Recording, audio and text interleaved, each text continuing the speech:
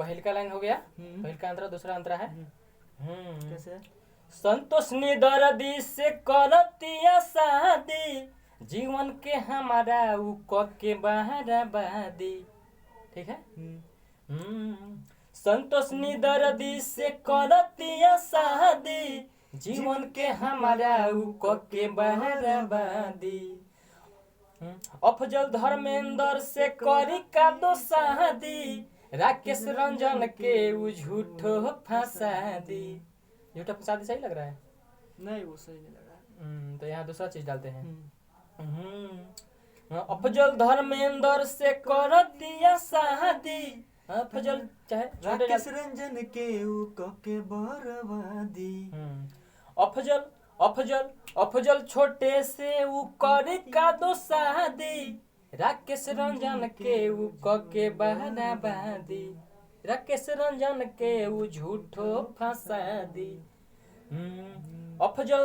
अफजल धर्मेंद्र से करे का दो शादी, राकेश रंजन के उ राकेश रमेश के झूठे फंसा दी। ये भी सही है। राकेश रंजन के उ करके नहीं, ये बचेगा। अफजल धर्मेंद्र से करतिया शादी, रमेश राकेश के उ झूठो फंसा दी। बोलिए कौन लिखे?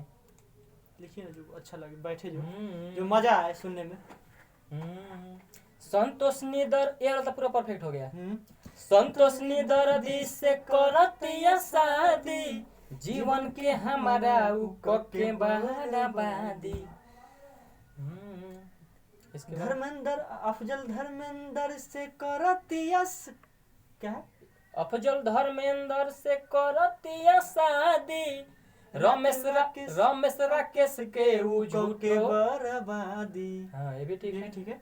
रमेश राकेश के उ राकेश रमेश के उ क के बर्बादी। इस ठीक है। पहले नाम लेते हैं ना। कैसे?